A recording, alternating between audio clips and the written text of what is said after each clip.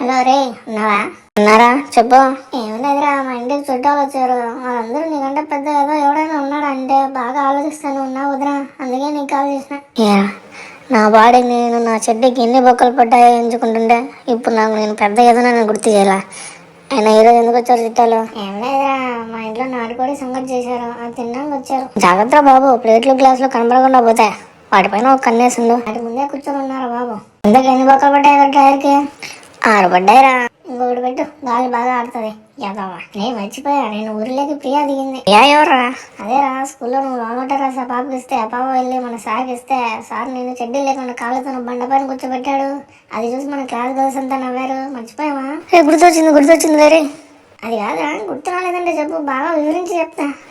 రే, నువ్వెక్కడ దొరికేవరా నాకు పాపిస్తోడా? వెళ్ళారా, మన రమేష్ గారు లేడురా ఇక్కడ. కొడితే మెడ ఇరిగిపోతుంది కదా.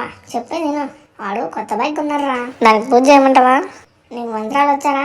రావురా. మరి మూసుకొని నిడివే.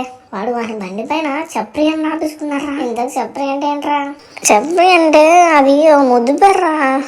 అంటే ఎట్లా అంటే ఇప్పుడు బుజ్జి అని అంటారు కదా, అట్లా చప్రి అంటే ముద్దు పేరు.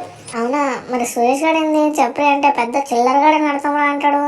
ఏది కరెక్ట్రా?